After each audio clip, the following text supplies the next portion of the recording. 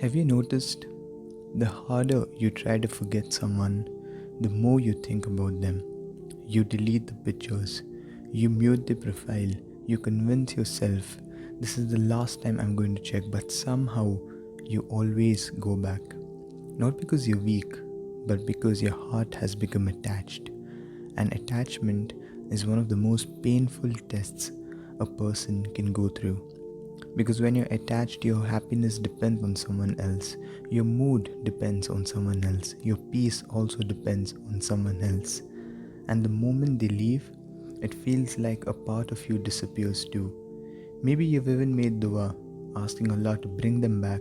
Maybe you've asked, Ya Allah, if they come back, I'll be happy again. But what if? That's exactly where the problem begins. We often think the person is the source of our happiness, but they never were. Allah was. The person was simply a means. And when Allah removes a means, it's never because He forgot you. It's because He knows something that you don't. The hardest part isn't losing someone. The hardest part is accepting that Allah knows better than your emotions, because emotions only see today and Allah sees your entire future. Allah says in Surah Al-Baqarah, perhaps you dislike a thing while it is good for you, and perhaps you love a thing while it is bad for you. Allah knows while you do not know. Read that again. Allah didn't say you'll understand immediately. He said Allah knows while you do not know. That's the difference. Think about how many things you've wanted in life. A college, a job, a friendship, a relationship.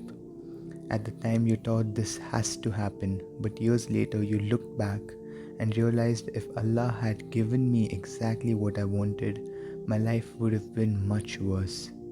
Isn't that true? How many times has Allah protected you without you even realizing it? Maybe the person you're crying over today would have become the biggest distraction from your deen. Maybe they would have slowly pulled your heart away from Allah. Maybe they would have broken you even more a few years later. You'll never know because Allah protected you before you reach that point. That's why faith isn't just believing in Allah. Faith is also trusting in Allah when your heart disagrees. So what should you do? Stop asking, Ya Allah, give me this person. Instead ask, Ya Allah, if they're good for my dunya and my akhirah, bring them in my life. But if they're not, remove this attachment from my heart and replace it with something way better. Do you notice the difference? The first dua tells Allah what you want. The second dua tells Allah, I trust what you want. That's tawakkul. And one day, you'll look back at this chapter of your life and you'll either thank Allah for bringing that person into your life, or you'll thank Allah for removing them from it. Because one thing is certain, Allah has never made a mistake, not once. So if you're struggling to let go today, don't hold tighter, hold on to Allah instead. Because when your heart is attached to Allah, losing people no longer means losing yourself.